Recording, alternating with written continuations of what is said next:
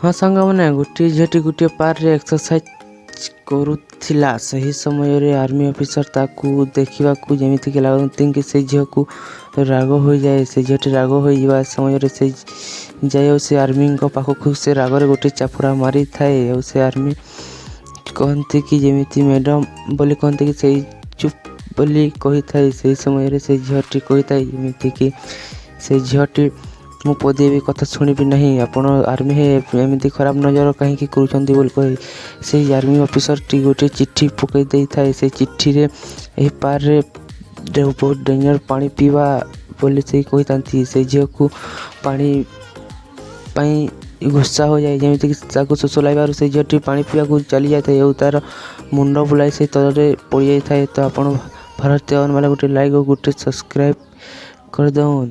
ତ ସେଇ ଦୁଇ ପିଲା ଆସି ତାକୁ କିଡ଼ନାପ୍ କରିବାକୁ ନେଇଯାଇ